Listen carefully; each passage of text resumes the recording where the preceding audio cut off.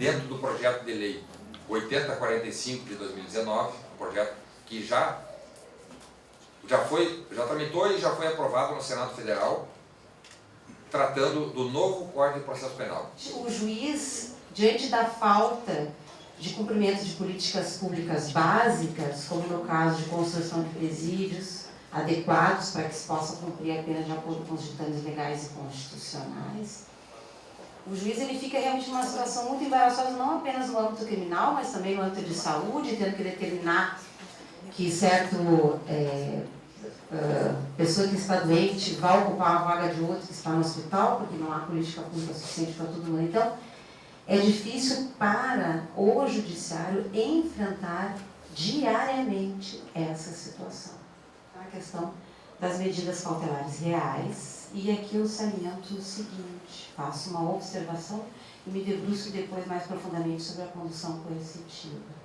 Com relação às medidas cautelares reais, e aí eu faço também um contraponto com essa decisão que será proferida pela Suprema Corte agora, em breve, com relação à execução antecipada da pena ou não.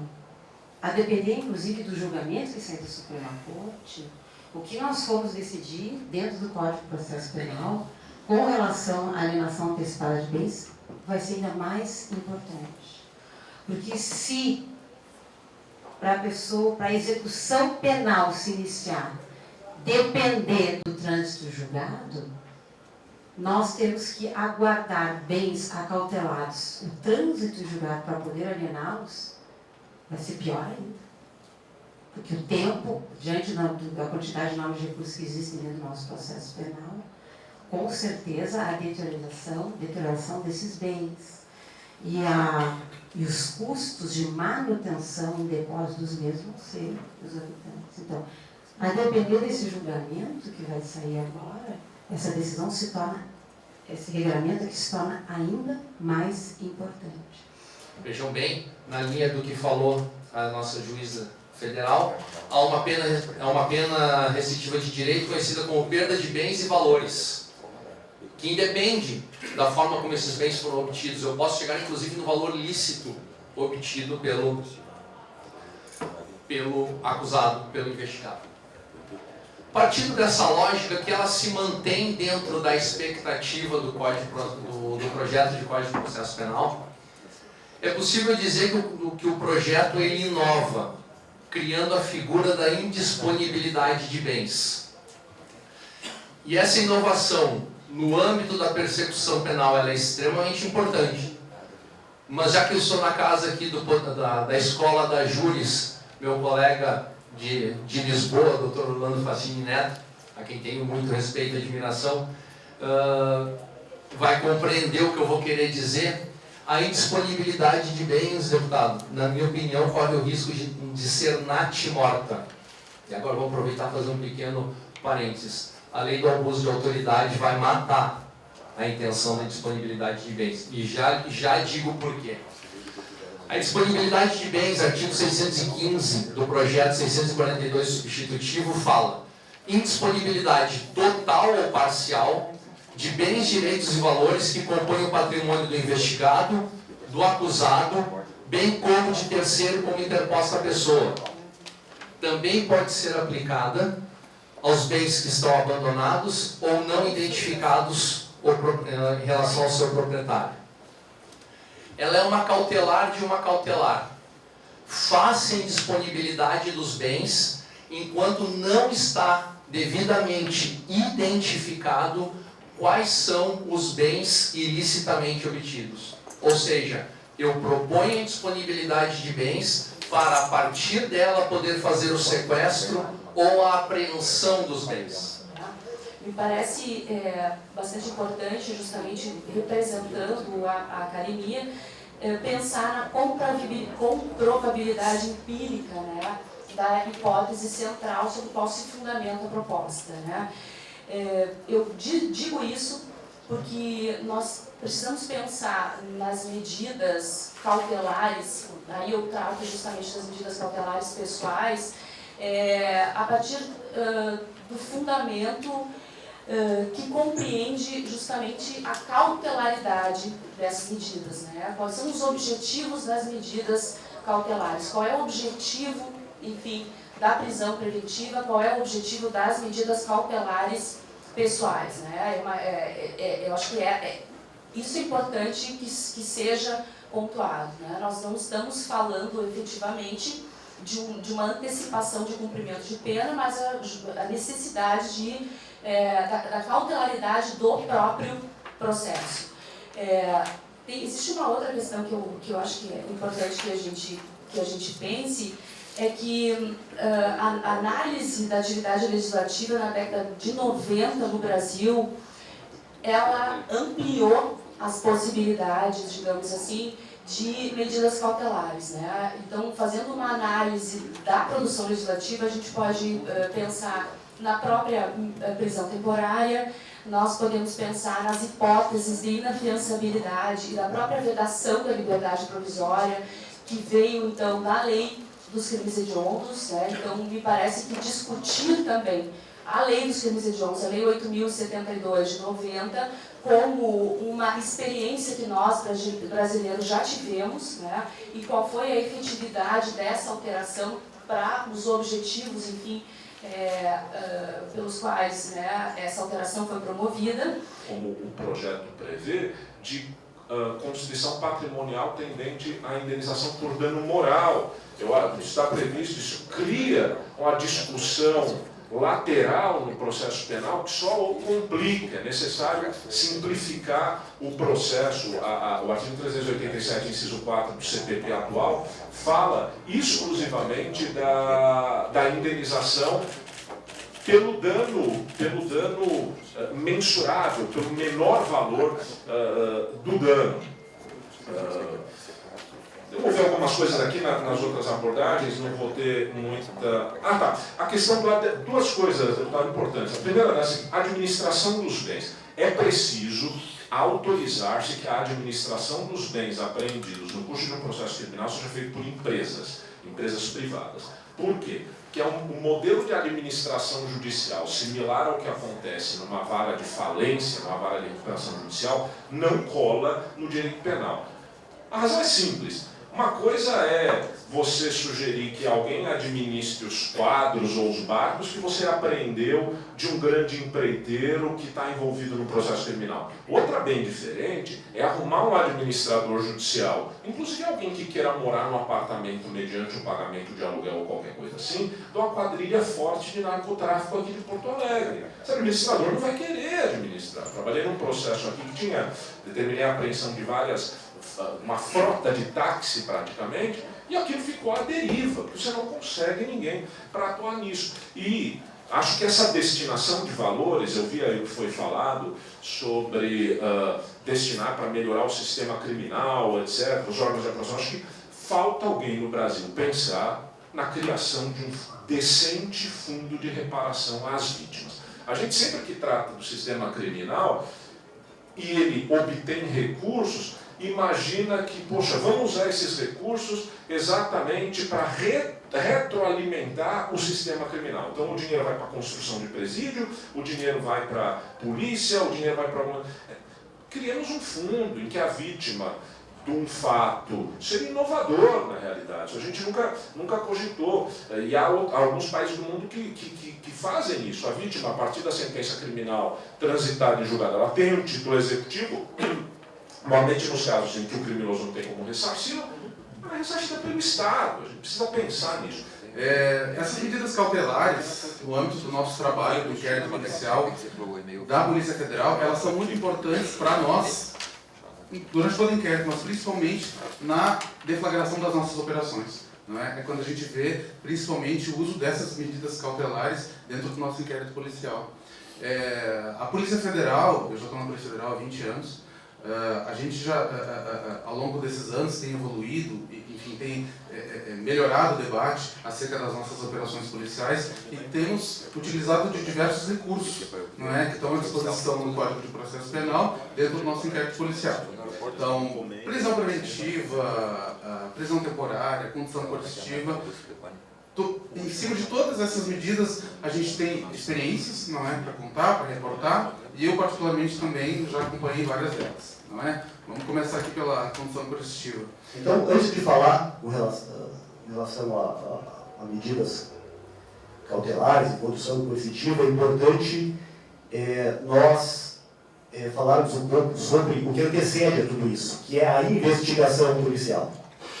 Então, eu represento a Federação Nacional dos Policiais Federais, que é composta por 14 mil policiais federais em todo o Brasil, que são efetivamente operadores de segurança pública, operadores da investigação.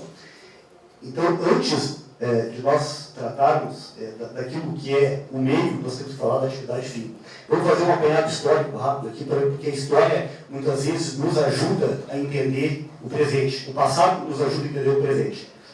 Então, a família real veio para cá em 1808, onde não havia uma polícia instituída, era uma bagunça, a polícia era feita por poderes paralelos, e eles sentiam a necessidade de constituir uma polícia, fez uma polícia formal e dividiu o país em estados, deu delegações, onde surgiu o termo delegado.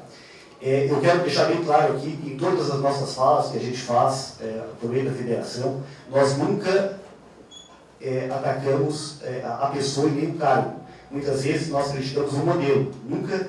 Então, delegado José Mauro, queria deixar bem claro isso, que é já uma prática nossa, porque nós aqui estamos discutindo modelos e paradigmas. Nós não estamos falando daquilo que esse agente aí representa. Todos nós somos operadores de segurança e sofremos e vivemos as mazelas, os prós e os contras de tudo isso. Bom, aí surgiu o inquérito policial, que ela nasceu para ser uma peça informativa, tá? E no decorrer dessa história, ela acabou que se perdendo, né? Então, hoje, nós entendemos que o inquérito policial ele peca com relação à metodologia, ele peca com relação à ritualização, à burocracia e à centralização. Então, ali na Polícia Federal mesmo, o José Mauro sabe muito bem, muitas vezes um delegado ele é responsável por 200, chegou até 300 inquéritos, que a fazendária acho que é a maior índice. Ou seja, um agente só, ele toca todo esse número de inquérito. Isso é humanamente impossível se fazer uma investigação a contento, porque o número de investigações é centralizada na figura de um delegado só. Aí o doutor Orlando Facini até comentou, né, nas peças muitas vezes teria que aparecer o delegado, o escrivão aparece. Não teria como ser diferente, nem será diferente, porque não teria como colocar todos os delegados em todos os locais, que é onde o próprio código prevê isso, de forma, no nosso entendimento, equivocado. Por isso que essa centralização, ela acaba punindo a sociedade, a própria sociedade, que é, dentro de todo esse cenário, o maior prejudicado do deputado Sanders.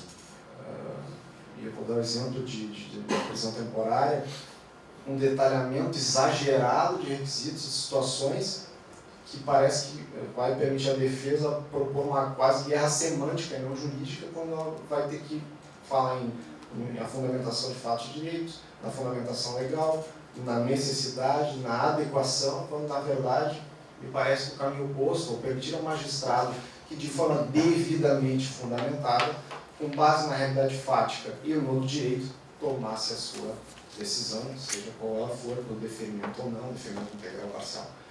Então, só queria deixar essa crítica. Parece que o extremo detalhamento ele vai amarrar o magistrado e talvez essas amarras elas venham não em prol da defesa no sentido de garantir alguma coisa, mas simplesmente dar, vamos dizer, munição enfim, a questionamentos que vão acabar revertendo ou derrubando medidas cautelares deferidas por conta disso, por conta da semântica, do não uso das expressões, ou o magistrado vai se tornar um robô e vai ter que quase preencher um formulário atendendo a todos aqueles requisitos. Uma expressão que gostaria de destacar, que e eu sei que ela pode mexer com os brios, seria a efetividade. O processo penal, na minha humilde opinião, ele não pode ser um mecanismo que busque apenas uma ou outra, um outro viés, nem apenas servir de um instrumento de defesa e nem de um instrumento de imposição, de acusação ou de atuação do Estado sobre o particular, investigado ou réu. É necessário equilíbrio. E me parece que boa parte dos dispositivos que como isso aí trazem muitos requisitos, alguns que me parece vão não inviabilizar, mas complicar por demais a aplicabilidade deles. Eles se preocupam de novo mais com a segurança jurídica, com os direitos do investigado. Como disse o nosso amigo Orlando, muitas vezes a gente tem que fazer alguns discursos, algumas falas que podem ser antipáticas, mas eu posso garantir aos senhores que aqui tem um neto de policial civil, um sobrinho de policial civil, e que leva a polícia civil no seu sangue, e não só no seu sangue, também como parceria. Mas isso não impede a gente de colocar, muitas vezes, algumas questões que nos preocupam. E que está fazendo uma proposta um tanto audaciosa, eu levanto a questão da representação policial, no que diz respeito às cautelares pessoais, a representação policial diretamente em juízo. Eu não vou falar nenhuma novidade que, graças a Deus, com os delegados com quem eu trabalho, muitas vezes eu faço o meu trabalho na delegacia de polícia mesmo. Eu já fiz, durante 15 anos, fui promotor do plantão aqui em Porto Alegre e eu ouvia os adolescentes e infratores na delegacia. Por quê? Para facilitar o trabalho policial também. Havia essa interlocução muito boa. Mas eu não posso desconhecer que há alguns rachas ainda históricos e, para alguns profissionais, insuperáveis. Eu sou de uma geração que, graças a Deus, eu vi a Polícia Civil mudar de um padrão, pegando profissionais de extrema qualidade, que são, não que os outros não fossem também, mas muitos que eu consegui acompanhar o roteiro deles. Eu tenho ex-alunos, sou professor da Fundação Escola Superior do Ministério Público da Universidade Federal do Rio Grande do Sul também. Eu tive ex-alunos que são colegas hoje de trabalho, que são policiais civis, são policiais federais, e eu conheço bem ela.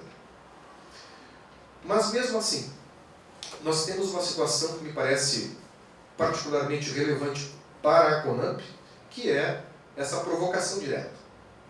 Se essa provocação direta durante todo esse tempo, de 42, 41 para cá, ainda não resolveu esta diferença, que para uns tem que ser muito importante entre a atividade policial e a atividade do Ministério Público, por que nós não estreitamos esse laço? Por que a gente não faz, como tem na lei das organizações criminosas, o Ministério Público poder acompanhar o trabalho da polícia, não uma situação peculiar ou particular, mas sim o Ministério Público acompanhando para e passo, embora, como eu sempre digo para o João, está ali representando o corpo discente da Fundação Escola Superior do Ministério Público, quem preside inquérito policial é delegado de polícia, não é outra autoridade. Por que nós não estreitamos isso e o pedido do delegado de polícia não encaminha para o Ministério Público? Nós trocamos figurinhas e aí depois o Ministério Público ajuiza o seu pedido. Esta é uma via. Nós realizamos essa audiência pública, que foi a única audiência pública sobre o novo Código de Processo Penal havido no Rio Grande do Sul. É o projeto de lei 8045 de 2010 e que hoje, 9 anos depois, volta a ser tratado, discutido lá na Câmara Federal.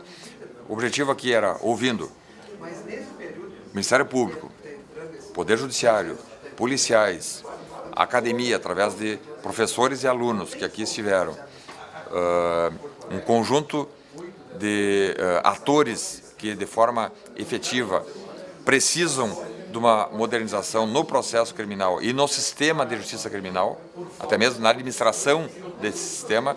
Nós estamos buscando retirar alguns gargalos, retirar atos burocráticos que talvez lá atrás foram úteis, mas hoje não tem mais nenhuma razão de ser. E na semana que vem, até quarta-feira que vem, nós temos que apresentar, eu como subrelator da matéria, tenho que apresentar o relatório final sobre o tema medidas cautelares reais e pessoais, prisão temporária, prisão preventiva, sequestro, arresto de bens, hipoteca legal, que é a apreensão de imóveis, condução coercitiva, que é um tema muito em voga no Brasil, e aí nós, apresentando essa subrelatoria, esse relatório nessa subrelatoria, esperamos, depois de ouvir esses sem número de atores, apresentarmos um relatório factível, palatável, juridicamente escorreito e com condições, sim, de ser aprovado na comissão para seguir ao plenário da Câmara Federal.